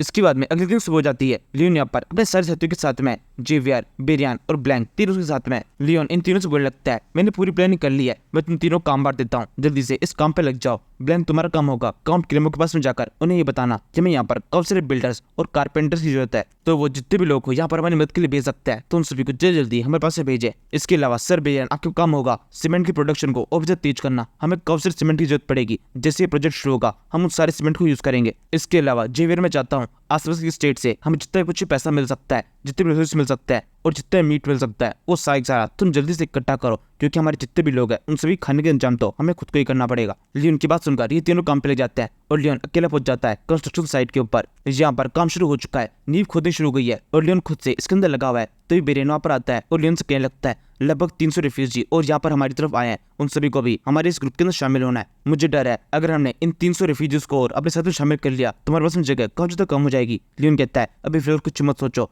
जितने भी लोग आए हैं उन सभी को अपने साथ शामिल करते रहो, मैं कुछ सोचता हूँ। ये कहते लियोन काफी ज्यादा इरिटेट सा हो रहा होता है, उसके चेहरे के ऊपर काफी ज्यादा गुस्सा दिखाई दे रहा है और साथ में ये भी दिखाई दे रहा है कि उसकी प्लानिंग ठीक से वर्क नहीं कर रही है। वो जो सोचा था वैसे सब कुछ नहीं हो रहा। रात के टाइम पर वो वापस से अपनी मैपिंग काम के अंदर लग जाता है। कंस्ट्रक्शन के अंदर जिस भी तरह की गड़बड़ी हो रही है उसमें कुछ चक्कने लगता है। उस पर चलता है कि वो जिस तरीके से बिल्डिंग्स को बना रहा है ये सब कुछ वर्क नहीं करेगा, बिल्डिंग बल्कि बहुत बुरी तरह गिर जाएगी, जिसका केवल एक ही सोल्यूशन है, बिल्डिंग्स को ज्यादा ऊंचा ना बनाया जाए। लेकिन अगर ऐसा किया गया तो जिस मोटर से इन बिल्डिंग्स को बनाया जा रहा है वो तो पूरा होगा ही नहीं, ज्यादा लोग बिल्डिंग्स में नहीं रह पाएंगे। ये सोचते हुए अब धीरे धीरे करके लियोन की हालत खराब होने लगती है। वो बीमार हो चुका है, जोर से खांसता है और उसके मुंह से तेज से खून बहने लगता है। लेकिन जो ये अभी फिलहाल उसका पूरा फोकस इस कंस्ट्रक्शन के काम के अंदर है, इसलिए बिल्कुल भी अपनी हेल्थ के ऊपर ज्यादा फोकस नहीं करता, इसी काम के अंदर लगा रहता है। यहाँ पर उसे अच्छी तरह पता है ये काम कितना ज्यादा इंपॉर्टेंट है। इसी तरीके से कई दिन बीत जाते हैं। लियोन पिछले कई रातों से बिल्कुल भी सोया नहीं है। दिन के अंदर वो कंस्ट्रक्शन का काम करता है और रात के टाइम में मैपिंग का काम करता है। और इसके अलावा भी उसकी लाइफ के अंदर बाकी जितनी प्रॉब्लम्स है वो सारी तो पैरेलली चली रही है। इस नंबर बेरियान लियोन की हालत को और ज्यादा बिगाड़ने के लिए उसे एक और बुरी खबर लेकर बताने लगता है कि जल्दी ही उनके पास जितने फंड है वो सारे खत्म होने वाले हैं। ऐसे ही चलता रहा तो केवल 3-4 महीने के बाद में फ्रंटियर फैमिली के अंदर केवल इतने फंड बचेंगे कि जिसकी मदद से वो अपने सोल्जर्स को भी पैसे दे पाए, बाकी किसी के लिए भी खाने का इंतजाम कर पाना बहुत ज्यादा मुश्किल होगा। और इसके अलावा जो सिटी बनने का काम चल रहा है इसको काफी जल्दी खत्म करना होगा, क्योंकि उनके पास में इतनी जगह नहीं है कि और ज्यादा रिफ्यूजी को अपने साथ शामिल किया जा सके। जो बिल्कुल भी जगह नहीं है। ये प्रोजेक्ट तो अभी तक शुरू भी नहीं हुआ ठीक तरीके से, हमने बिल्डिंग बनाना शुरू नहीं किया है। उसके बाद में जब बिल्डिंग बन जाएगी हमें अपार्टमेंट्स बनाने पड़ेंगे, उसके बाद में कहीं जाके लोग रह सकेंगे। इस सब के अंदर एक काफी लंबा टाइम लगने वाला है। लियोन कहता है हाँ मैं जानता हूँ और मैं कुछ कर रहा हूँ, प्लीज मुझे सोचने दो। ये कहते एकदम से लियोन को चक्कर आ जाता है, वो चोर जमीन पे गिर जाता है। आसपास में जो बाकी लोग होते हैं वो जल्दी से लियोन को संभालते हैं, उसे उसके रूम तक लेके जाते हैं। लियोन बेहोश हो चुका है, जो कि पूरी तरह से ऑब्वियस भी था। अगर वो दिन भर काम करेगा और रात को भी बिल्कुल भी सोने को नहीं मिलेगा तो एक टाइम के बाद में ऐसा कुछ होना ही था। इसके बाद में हम मैग्नेटो सिटी का सीन देखते हैं, जहाँ पर एक अलग से लड़ाई की तैयारी चल रही है। काफी सारे सोल्जर एक जगह पे खड़े हुए हैं, उनके हाथ में क्रॉसबो है और इन सभी ने एक लड़की के ऊपर निशान लगा रखा है जो कि क्वीन एली का है। उसके हाथ में केवल एक तलवार है और इस एक तलवार की मदद से जब जितने भी क्रॉसबो है उनका अटैक उसके ऊपर होने वाला है और वो उसी से केवल उसे रोकेगी। यहाँ पर जितने भी सोल्जर होते हैं जिनके हाथ में क्रॉसबो है, इनके पीछे एक दूसरा सोल्जर होता है जो कि इन सभी को इशारा करते हुए कहने लगता है उन पर अटैक करो। इसी के साथ में एक ही झटके में जितने भी एरोज होते हैं वो सारे एलिका की तरफ फायर कर दिए जाते हैं। एलिका तुरंत ही अपने स्वॉर्ड को निकालती है। इस स्वॉर्ड बहुत जोर से चमक रही है, यानी इसका मतलब इसने भी अपना स्वॉर्ड मास्टर का लेवल अचीव कर लिया है। इसी चमकती तलवार के साथ में ये जोर से उन सारे एरोज को अटैक कर देती है, जिसके साथ में सारे एरोज बेकार हो जाते हैं। एलिका की सारे अटैक्स बहुत तेज है, वो बहुत तेज से अपने स्वॉर्ड को घुमाती है और एक ही झटके में जितने भी एरोज आ रहे होते हैं वो बीच में से कट जाते हैं।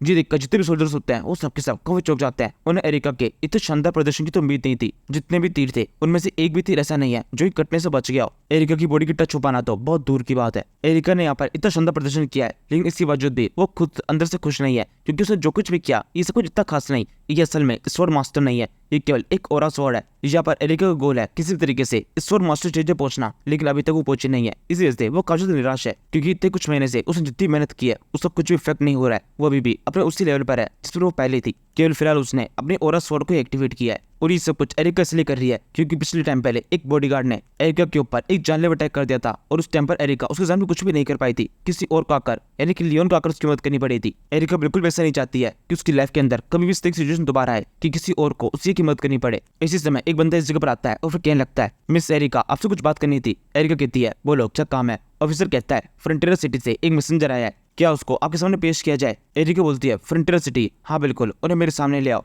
इसके बाद हम देखते हैं इस मैसेज को डायरेक्टली जेवियर लेके आया है, जो कि क्वीन के सामने आकर इस मैसेज को पढ़ना शुरू कर देता है। इसके अंदर लिखा हुआ है कि लियोन क्वीन से कह रहा है कि आपने हमारी काफी ज्यादा मदद की है, आपने काफी सारे नाइट्स को हमारी सिटी के अंदर भेजा और उन नाइट्स की मदद से हमारी काफी ज्यादा सेफ्टी हो रही है। वो सारे नाइट्स मेरे लिए काफी अच्छे से काम कर रहे हैं, उसके अलावा हमारे ऑर्डर्स को भी अच्छी तरह फॉलो कर रहे हैं। लेकिन अभी भी एक चीज है जो कि हम आपसे चाहता है। ये कहने के साथ में जेवियर एक सिंगल शांत हो जाता है। एरिका जेवियर तो दिखती है, उससे कहने लगती है आगे बोलो, अपनी बातों कंप्लीट करो। इसी टाइम पर जेवियर सोचने लगता है पता नहीं इसने क्वीन एरिका से क्या ही मांग लिया होगा, कहीं यहाँ पर किसी दिक्कत को इंक्रीज ना कर दे। जेवियर कहता है जब तक आप यहाँ पर मौजूद है क्वीन एरिका आपके होते हुए हमारे सिटी के ऊपर किसी तरह का अटैक नहीं होता है, हम सब कुछ अच्छे से डिफेंड कर लेते हैं और इसके अंदर आपके नाइट्स भी हमारी काफी ज्यादा मदद कर रहे हैं, जिसे हम बहुत ज्यादा अप्रिशिएट भी करते हैं। लेकिन हमारे सामने एक छोटी सी दिक्कत है। आपको तो पता ही होगा, हमारी सिटी से किसी तरीके से इन सारे टैक्स को डॉज कर पा रही है, ब्लॉक कर पा रही है, लेकिन बाकी सिटीज के लोग ये सब कुछ नहीं कर पा रहे। वो सिटीज पूरी तरह बर्बाद हो चुकी है, उनके लोग हमारे पास में आ रहे हैं, हमने उन्हें रिफ्यूजी के तौर पर अपने पास में रखा हुआ है, लेकिन अभी फिलहाल हमारे पास रिसोर्स नहीं है कि उन और ज्यादा लोगों को अपने साथ में रख सके। क्वीन एरिका, मुझे पता है आप बहुत ज्यादा ग्रेट है, अगर मैं अपनी प्रॉब्लम आपको बताऊंगा तो आप जरूर से उस प्रॉब्लम को सॉल्व करने की कोशिश करेंगे। अब आपको मेरी प्रॉब्लम पता है तो इसके ऊपर काम कीजिए। यहाँ पर हमें फ्रंटियर सिटी के अंदर और भी कौन से रिसोर्सेज की जरूरत है, तो प्लीज हमारे फ्रंटियर सिटी के अंदर थोड़ा बहुत पैसा भिजवा दीजिए। लियन इस तरीके से जीवर को भेजकर क्वीन एरिका के सामने भीख मांग रहा है। ये देखकर क्वीन एरिका बोलने लगती है, ये किस तरह की हरकत है, इस तरीके से तुम भीख मांगने के लिए एक मैसेज को मेरे पास में भेज रहे हो। इसके बाद जीवर अपनी बात को कंप्लीट करता है, वो बोलने लगता है जितना अमाउंट आप एक्सपेक्ट कर रही है हमें उसे 3 गुना ज्यादा अमाउंट चाहिए होगा। इसी के साथ में क्वीन एरिका के पैरों के नीचे की जमीन दूसरी बार खिसकती है। वो कहने लगती है 3 गुना, ये अमाउंट कुछ ज्यादा नहीं हो गया। तभी जीवर आगे बोलता है, आपको ऐसा लग रहा होगा ये अमाउंट बहुत ज्यादा है, लेकिन असल में ऐसा बिल्कुल भी नहीं है। हम फिलहाल एक सिटी के ऊपर काम कर रहे हैं जिसके अंदर होंगे बहुत सारे अपार्टमेंट्स, और इसके अलावा जो ये बिल्डिंग होगी ये बहुत ज्यादा ऊंची होगी, जिसकी वजह से काफी सारे लोग एक साथ एक ही बिल्डिंग के अंदर रह पाएंगे। इस तरीके से हमारी काफी सारी प्रॉब्लम सॉल्व हो जाएगी। सभी लोगों के पास में एक अच्छा घर होगा जिसे वो अपना घर कह पाएंगे। यहाँ पर हमारे सिटी के जितने रिफ्यूजी आ रहे हैं उन सभी को रहने के लिए एक अच्छी जगह मिल जाएगी, और इसके अलावा उन सभी के पास में एक हाउसिंग स्टेबिलिटी तो होगी, क्योंकि अभी फिलहाल कुछ स्तंभों के नीचे वो लोग रह रहे हैं जो कब वहां से उड़ जाए कुछ पता नहीं है, लेकिन वही उनके पास में एक सेफ घर होगा तो सब कुछ ठीक हो जाएगा। लेकिन ये सब कुछ करने के लिए एक बहुत इंपॉर्टेंट चीज चाहिए होती है, जो कि पैसा,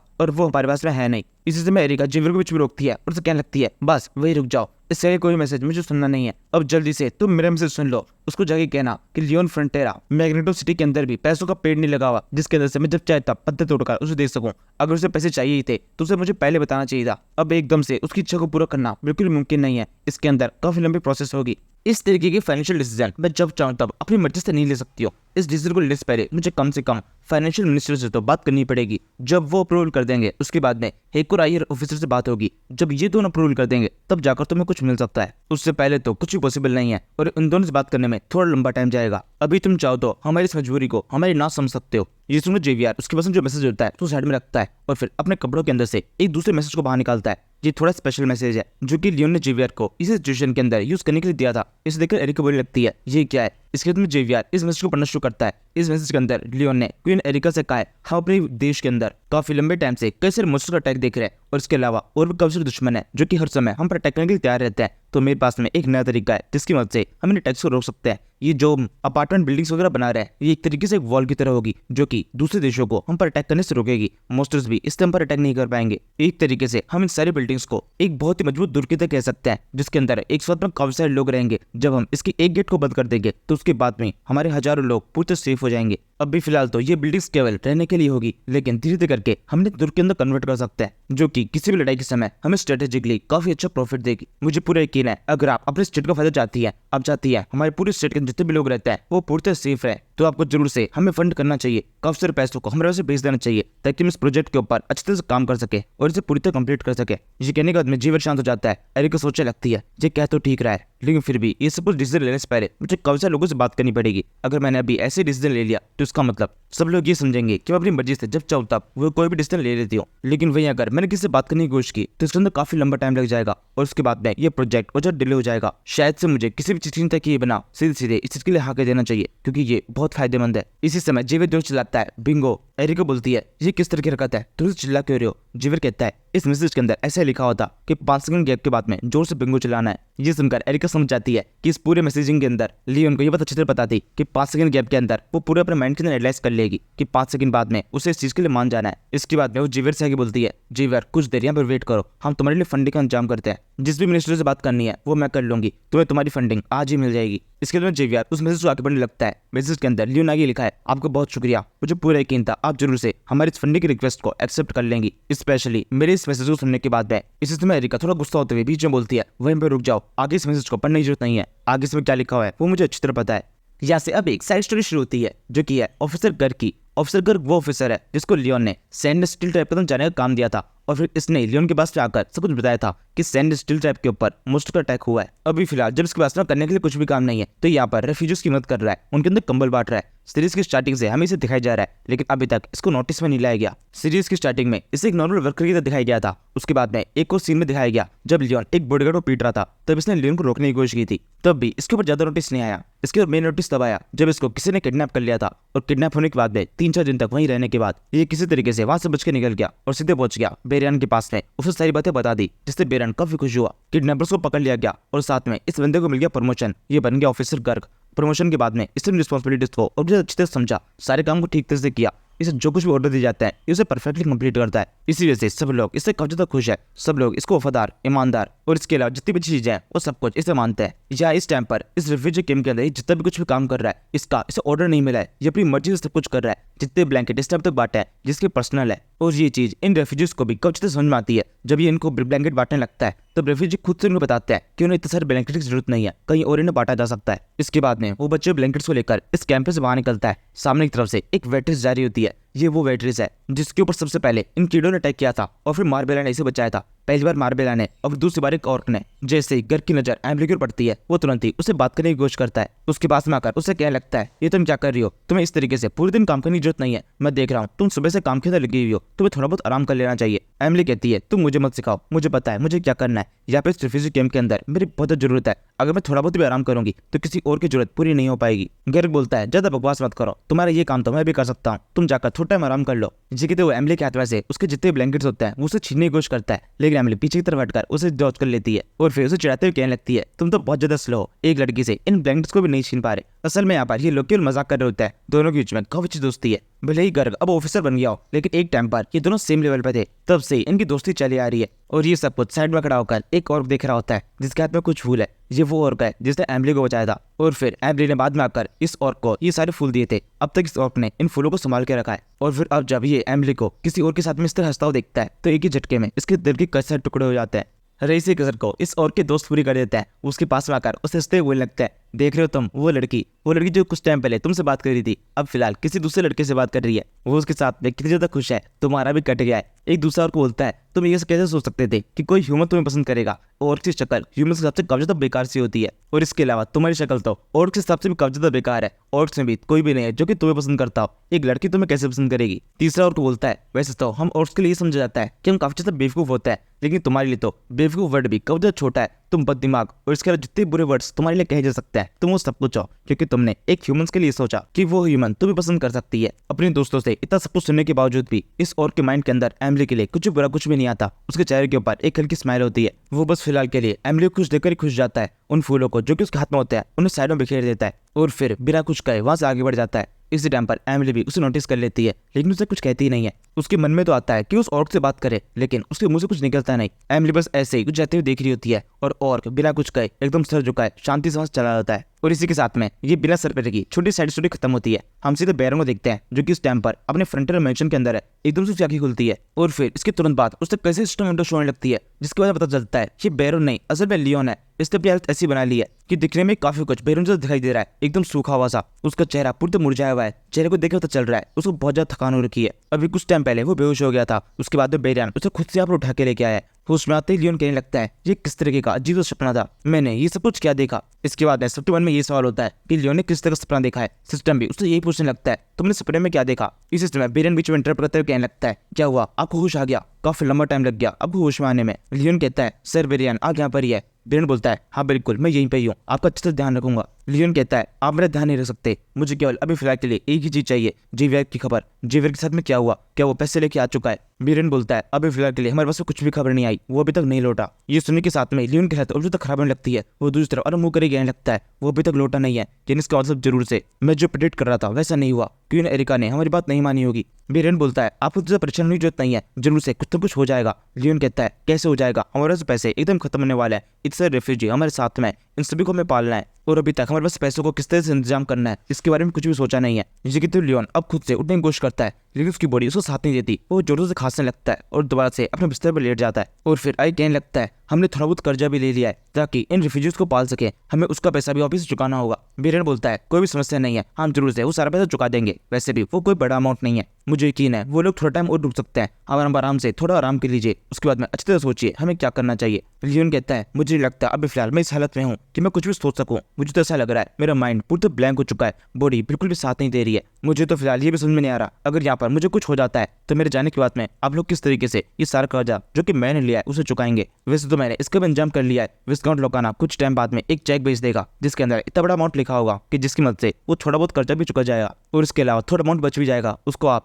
इन्हीं रेफ्यूजीज के ऊपर लगा देना। और मेरे जाने के बाद में आप जो चाहे वो डिसीजन ले सकते हैं कि इन रेफ्यूजीज के साथ में क्या करना है, इन्हें यहीं पर रखना है या फिर इन्हें जाने के लिए कहना है। बिरेन कहता है आपको ऐसा कुछ करने की जरूरत नहीं है, मुझे यकीन है आपको कुछ भी नहीं होगा और आप कोई ना कोई तरीका खुद से निकालेंगे। लियोन कहता है मेरा शरीर मेरा साथ छोड़ रहा है। ये कहते वो अपनी आंखों को बंद करने लगता है और अब उसको देखकर ऐसा लग रहा है वो मर चुका है, उसकी सांसें रुक गई है। ये देखकर बिरेन बहुत घबरा जाता है, वो चिल्लाते कहने लगता है मास्टर लियोन ये क्या हुआ, आप होश में आइए, जल्दी से कोई डॉक्टर को बुलाओ। ये तो बिरेन पीछे से दिखता है वहाँ पर जीवियर खड़ा हुआ है जो कि अभी वहाँ पर आया है। जीवियर को देखकर बेरन कहता है देखो लियोन की क्या हालत हुई है, जीवियर हमें कुछ करना होगा, किसी तरीके से हमें मास्टर लियोन को बचाना है। जीवियर कहता है इसका इंतजाम मैंने कर लिया है, देखो हमें फंडिंग मिल गई। ये कहते जीवियर एक लिफाफे के अंदर से कब से पैसों को बाहर निकालता है, उसकी पूरी बॉडी जिस चमक रही होती है वो एक देवता की तरह दिखाई दे रहा है। इसके अगली सेकंड सिर्फ ऐसी चमक लियोन के आसपास दिखाई देने लगती है। बेरन जल्दी से उसे देखता है, वहाँ पर लियोन जो कि अब तक खड़े होने की हालत में नहीं था एकदम से खड़ा होकर जो हंसना शुरू कर देता है। उसके चेहरे के ऊपर एक अलग सी स्माइल होती है। असल में लियोन के पास में एक और स्किल है जिसका नाम है फाइनेंशियल हीलिंग। जब भी लियोन को थोड़ा बहुत पैसा मिलेगा तो उसके बाद में उसकी बॉडी अपने आप ही खुद को हील कर लेगी उस पैसे के अकॉर्डिंग। और अब तो यहाँ पर इतना सारा अमाउंट मिल चुका है कि ये हीलिंग का भी ओवरडोज हो गया है जो कि लियोन के चेहरे के ऊपर साफ साफ दिखाई दे रहा है। वो जोर से हंसते हुए बेरियान और जीवियर से बोलने लगता है देखो हमें पैसा मिल गया, ये फंडिंग हमारे पास आ चुकी है, अब देखना इस फंडिंग का मैं किस तरह से यूज करता हूँ। पूरे फ्रंटियर सिटी का नक्शा मैं पूरी तरह बदल दूंगा, मैं फ्रंटियर सिटी को इतना बदल दूंगा कि दुनिया देख के कहेगी कि फ्रंटियर सिटी कैसी से कैसी हो गई। इसके बाद में हम सीधे अगले दिन से देखते हैं ब्लैंक यहाँ पर अपने कौशल साथियों के साथ में एक एरिया को डेडिकेट करते हुए वो कहने लगता है यहाँ का 70% काम कंप्लीट हो चुका है, हमने लैंड एरिया अच्छे से तैयार कर लिया है, अब यहाँ से बिल्डिंग कंस्ट्रक्शन का काम शुरू होगा, सब लोग अच्छे से तैयार हो जाओ, एक ही इशारे के साथ में हमें यहाँ पर काम शुरू करना है। ब्लैंक के इतना करने के साथ में एक जोर से आवाज आती है यस सर, हम सबके साथ तुरंत काम शुरू कर देंगे। ये कहते हुए सभी लोग काफी जोश में होता है क्योंकि वो यहाँ पर एकदम ही नई चीजों क्रिएट करने वाले हैं। इसके बाद में हम लियोन को देखते हैं जो कि इस टाइम पर एक पहाड़ के ऊपर है, वो दोबारा से अपने सिमुलेशन के टेक्निक का यूज करता है जिसकी मदद से इस जगह पर पूरा स्ट्रक्चर तैयार हो जाता है। यहाँ पर लियोन का काम है उसने जो पूरा मैप बनाया है उसकी ड्यूरेबिलिटी को चेक करना। इसके लिए पहले तो इस जगह पर एक लैंडस्लाइड लेके आ जाता है, ये लैंडस्लाइड आती है और फिर ऐसी चली जाती है बिल्डिंग्स जो कि उस जगह बनी हुई है उनके ऊपर किसी भी तरह का इफेक्ट नहीं होता। इसके दूसरी चीज आती है टाइकून जिसमें इस जगह पर बहुत तेज हवा चलने लगती है, लेकिन इसके बावजूद भी जितनी बिल्डिंग्स है वो सबके सब अपनी जगह पर डट के खड़ी हुई है। ये सब कुछ लियोन का सिमुलेशन है, इसलिए वो इस जगह पर जो चाहे वो कर सकता है, किसी भी तरीके की प्राकृतिक आपदा और इसके अलावा वो जो कुछ मेरे माइंड में सोच सकता है वो सब कुछ अटैक यहाँ पर हो जाएंगे। इस तरह से 2 बार इस जगह को टेस्ट करने के बाद में आखिरी में बारी आती है एक मीटियोर अटैक की। लियोन एंड के अंदर इस जगह पर एक मीटियोर अटैक भी लेके जाता है, पृथ्वी की बाहर से एक बहुत बड़ा मीटियोर सीधे इस जगह पर आता है और जोर से पर गिर जाता है, एक ही झटके में पूरी जगह तबाह हो जाती है। ऑब्वियसली इसके साथ में ऐसा ही होना था, किसी भी तरह की बिल्डिंग को वो मीटियोर को सामना तो नहीं कर सकती और वैसे भी इस चीज से तो लियोन को फर्क भी नहीं पड़ता, ये केवल एक टाइम पास था और ये सब कुछ उसने केवल मजे के लिए किया है। मीटियोर की इस जगह पर गिरने के बाद में जैसे उस जगह पूरी तबाह होती है लियोन हंसते हुए लगता है देखो इस जगह क्या हालत हुई, ह्यूमंस के पास में ऐसी कोई पावर है ही नहीं जिसकी वजह से हम मीटियोर का सामना कर सके, इसलिए मुझे कोई फर्क नहीं पड़ता, वैसे भी मीटियोर शावर होगा नहीं। ये कहते हुए लियोन अपने स्ट्रक्चर के तबाह होने पर हंस रहा होता है। ये देखकर सिस्टम भी कहने लगता है शायद से तुम पागल हो चुके हो। इसी से हम देखते हैं जेवियर लियोन के ठीक पीछे खड़ा हुआ है। लियोन एकदम से अपनी हंसी बंद करता है, उसको तो दिखता है और फिर कहने लगता है तुम यहाँ पर कैसे, तुम यहाँ पर कब से खड़े हो। जेवियर कहता है बस अभी भी आया और यहाँ पर आने के साथ मुझे पता चल गया कि तुम्हारा दिमाग पूरी तरह खराब है, वहाँ सामने तक तुम क्या देखकर इस जोड़ी से हंस रहे थे और कुछ देर पहले मैंने देखा तुम यहाँ पर खड़े होकर एक अजीब से डांस कर रहे थे, अपनी उंगलियों को हिला रहे थे, मुझे समझ में नहीं आया वो सब कुछ था क्या। लियोन कहता है तुम जो कुछ समझ रहे हो वो सब कुछ एकदम सही है, मैं थोड़ा सा पागल हो चुका हूँ, ये सब कुछ मेरे दिमाग में चलता रहता है, केवल मेरी इमेजिनेशन है, इग्नोर करो। जेवियर कहता है मैं आपके पास में एक खबर लेके आया था कि मास्टर कोगिटस जो कि ग्राउंड क्रेमो से बिलोंग करता है वो अपने साथ में 30 और क्राफ्टमैन के साथ यहाँ पर पहुंच चुका है। लियोन कहता है बहुत सही, मैं भी आके उनसे मिलता हूँ। ये कहते हैं लियोन तेजी से इनकी तरफ भागने लगता है और सोचने लगता है जहाँ पर मैंने जो स्ट्रक्चर क्रिएट किया है इसके अंदर केवल एक ही कमी है, थोड़ी बहुत ड्यूरेबिलिटी कम हो सकती है। मुझे पूरा यकीन है कि जो क्राफ्टमैन यहाँ पर आए हैं इनकी मदद से मैं स्ट्रक्चर को और भी अच्छी तरह कंप्लीट करूंगा और इसके अलावा जितनी भी छोटी मोटी कमियां होगी वो सारी भी पूरी हो जाएगी। जो कमियां मुझे दिखाई नहीं दे रही वो जरूर से इन एक्सपीरियंस बंदों को दिखाई दे जाएगी। ये सोचते हुए वो इन बंदों के ठीक सामने पहुंच जाता है। यहाँ सामने की तरफ काफी सारे बोने होते हैं। पहुंचने के साथ में लियोन सबसे पहले तो इन्हें ग्रीट करता है और फिर डायरेक्टली इन्हें पूरा ब्लूप्रिंट दिखाने लगता है। वही सड़क पर खड़ा होकर ये देखकर सबसे आगे वाला बंदा जो एक कोरगी है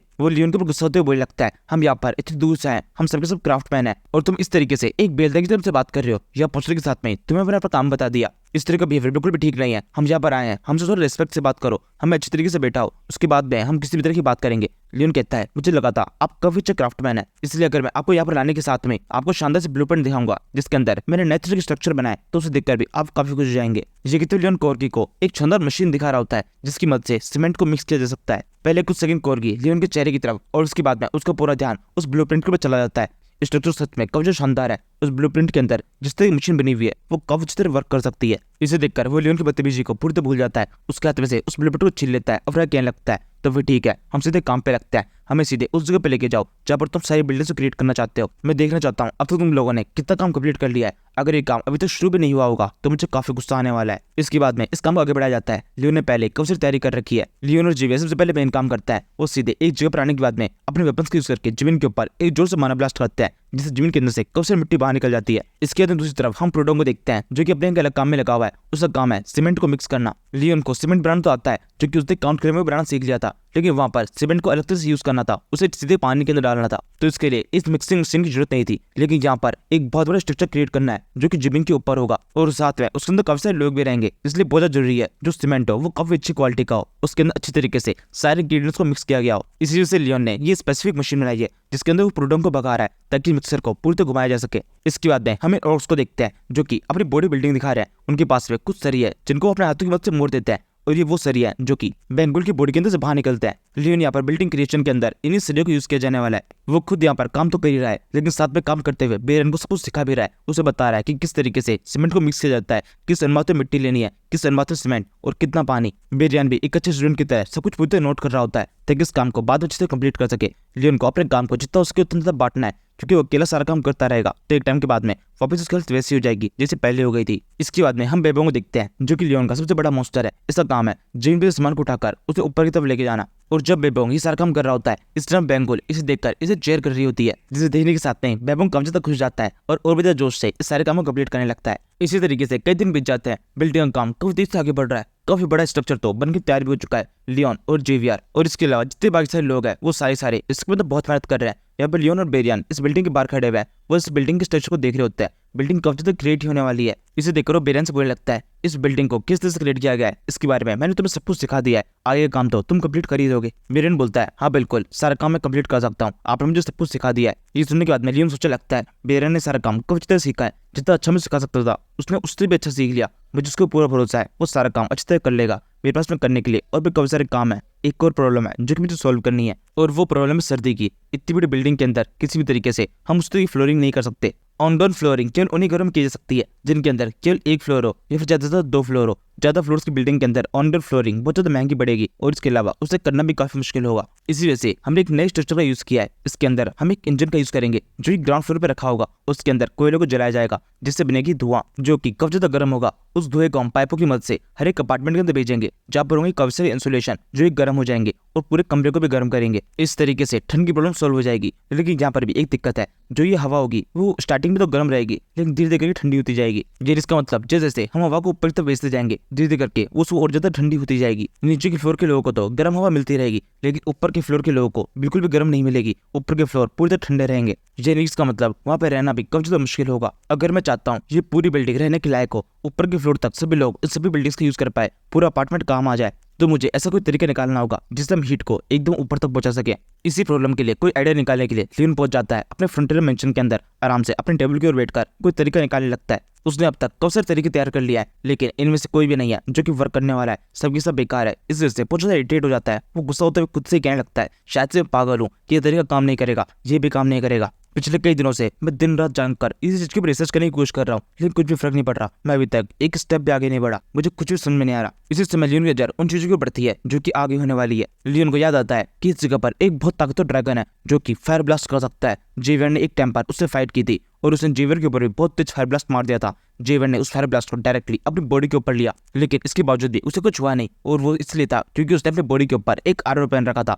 आर्मर के कारण बिल्कुल भी हीट उसकी बॉडी के अंदर जा नहीं पाई। वो कोई नॉर्मल आर्मर नहीं था, उसे वो आर्मर एक स्पेशल ट्री से मिला था जिसको लोग एल्सानिया बुलाते हैं। और नोवेल के अंदर इसके बारे में बताया जाता है कि इससे जो भी चीज मांगी जाती है वो चीज ये देने की कोशिश करती है। उन चीजों को ये किसी भी तरीके से उस यूजर को प्रोवाइड करा देती है। यानी इसका मतलब जब पे मेरी जो प्रॉब्लम है उसका सोल्यूशन भी मुझे इस पेड़ के पास में मिलेगा। ये सोचकर लियोन जेवियर को लेकर इस मिशन में निकल पड़ता है। दोनों एक बहुत ही ठंडे इलाके में पहुंच जाते हैं। इनको लगातार 2 दिन हो गए ऐसे चलते हुए। जेवियर काफी ज्यादा परेशान हो गया है। तो लियोन से बोलने लगता है, तुम मुझे कहाँ पर लेके जा रहे हो? पिछले 2 दिन से हम केवल ऐसे भटकते जा रहे हैं, तुमने जो बताया भी नहीं। तुम्हारा प्लान क्या है? लियोन कहता है, मेरे पास कोई प्लान नहीं है, बस हमें ऐसे ही आगे बढ़ते जाना है और किसी भी तरीके से एल्सानिया ट्री को ढूंढना है। ये सुनने के साथ में जेवियर तुरंत पीछे घूमता है और वहां जाने लगता है। लियोन कहता है, क्या हुआ, क्या तुम मेरे साथ में नहीं आओगे? जेवियर कहता है, नहीं मैं नहीं आऊंगा, वहाँ पर काफी सारे एल्फ्स है और एल्व्स ह्यूमन से नफरत करते हैं। अगर हम उनके सामने भी आ गए तो तुरंत ही हम पर अटैक कर देंगे। वो तुमसे बात करने की कोशिश नहीं करेंगे, तुम्हारी बातों का जादू उन पर काम नहीं करेगा। ये सुनकर लियोन सोचने लगता है स्टोरी के अंदर ऐसा नहीं हुआ था। नोवेल के हिसाब से जेवियर बड़ी आसानी से एल्सानियन ट्री तक पहुंच गया था और उसने एल्फ से भी निपट लिया था।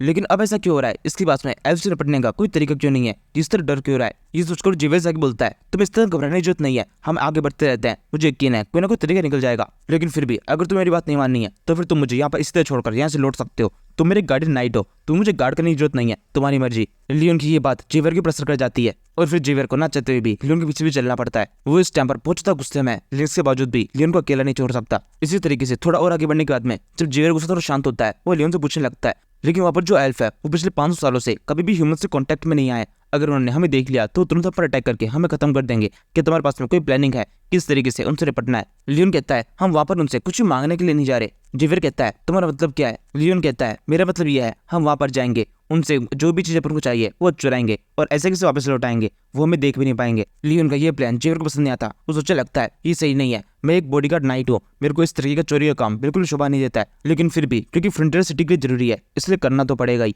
जेवियर इतना सोचता है कि तभी सामने की तरफ से कब सारे एल्फ उस जगह पहुंच जाते हैं। इन सभी ने अपने हाथों के अंदर एरोस पकड़ रखे हैं और लियोन के ऊपर पूरा फोकस कर रखा है। यहाँ पर कई सारे एल्फ है और इन सभी का निशाना है लियोन, और इन्हें अपने सामने देखने के साथ में लियोन काफी घबरा जाता है। वो कहने लगता है ऐसा कैसे हो सकता है, हम तो यहाँ पर एकदम शांति से आए थे, इन्होंने हमें नोटिस कैसे किया? ये सुनकर उनमें से एक एल्फ बोलने लगती है तुम इस टाइम पर हमारे जंगल के अंदर हो, यहाँ पर केवल एक पत्ता भी ऐसा नहीं है जिसको हम हिलते हुए नोटिस ना कर पाए, तुम तो फिर भी एक इंसान हो। इसी के साथ में फाइट शुरू जाती है। सभी एल्फ अपने एरो को लियोन की तरफ फायर कर देते हैं। जेवियर तुरंत इसके जॉब में अपनी स्वॉर्ड निकाल लेता है, इन सारे एरोस को काटना शुरू कर देता है और इसी के साथ एक भयानक फाइट शुरू जाती है। एक तरफ है लियोन और जेवियर केवल 2 बंदे, वहीं दूसरी तरफ है एल्फ्स की पूरी सेना जो कि पिछले कई सालों से किसी भी ह्यूमन कांटेक्ट में नहीं आया है। यानी इसके पास में किस तरह की पावर है वो पूरी तरह मिस्टीरियस है। ये सब जानते हुए भी जेवियर अपने स्वॉर्ड के साथ में इन सभी से फाइट करने के लिए पूरी तरह तैयार हो जाता है, क्योंकि उसे किसी भी तरीके से लियोन को ऐसे जिंदा निकालना है। इन सारे एल्फ से फाइट करते हुए वो लियोन को पीछे हटने के लिए कहता है। इसी समय जो इन एल्फ की लीडर होती है उसे एहसास हो जाता है कि यहाँ पर ये जिन बंदों से फाइट कर रहे हैं ये नॉर्मल बंदे नहीं है, इनमें से एक स्वॉर्ड मास्टर है जिसके अंदर बहुत ज्यादा पावर है। इस टाइम पर लियोन जेवियर से बोलने लगता है हमें ऐसे भागने की जरूरत नहीं है, मैंने सोच लिया है हम किसी भी तरीके से एल्सानियन ट्री तक पहुंचेंगे। मेरे पास में एक प्लान है, मुझे किसी भी तरीके से एक ऊंची जगह पहुंचता होगा, वह पहुंचने के बाद मैं जरूर से एल्सानियन ट्री को देख पाऊंगा। तुम यहाँ पर किसी तरीके से इन सभी को रोक के रखो, मैं आगे बढ़ता हूँ, 30 मिनट बाद में मुझे एल्सानियन ट्री के पास में आके मिलना। जेवियर कहता है मुझे प्लान बिल्कुल भी ठीक नहीं लग रहा है, मुझे नहीं लगता तुम यहाँ पर अकेले सर्वाइव कर पाओगे। लियोन कहता है तुम चिंता मत करो, मुझे पूरा यकीन है मैं आप लोग को संभाल सकता हूँ। अगर तुम इन सभी को यहाँ बिजी करके रखोगे तो मुझे मौका मिल जाएगा यहाँ से निकलने का। और इसी के साथ में ये एपिसोड खत्म होता है। Thank you for watching. अगर तुम किसी तरीके से इन सभी को यहाँ बिजी करके रखोगे तो मुझे मौका मिल जाएगा यहाँ से निकलने का। ये कहने के साथ में लियोन और जेवियर अब एक दूसरे से अलग हो जाते हैं। यहाँ पर जो एल्फ लीडर होती है वो भी जैसे लियोन के प्लान को फॉलो कर रही होती है, वो चिल्लाकर अपने साथी से बोलती है उस बदसूरत वाले के ऊपर अटैक करने की जरूरत नहीं है, उससे कोई नाकरक्ष नहीं, उसके अंदर बिल्कुल पावर नहीं, वो एकदम बेकार है, उसको जाने दो। हमारा मेन फोकस इस दूसरे बंदे पर होना चाहिए जो कि हैंडसम वाला है, इसको पकड़ो और इसे खत्म करो। ये सुनने के साथ में जितनी भी एल्फ होती है वो सारी जेवियर पर अटैक कर देती है। लियोन का प्लान अच्छी तरह से आगे बढ़ रहा है, लेकिन इसके बावजूद भी लियोन को काफी बुरा लगने लगता है, वो रोते हुए आगे बढ़ता जा रहा है। और अब इसी के साथ में ये फाइट जेवियर वर्सेस एल्फ हो जाती है और लियोन अपने टूटे दिल के साथ में यहाँ से निकल जाता है।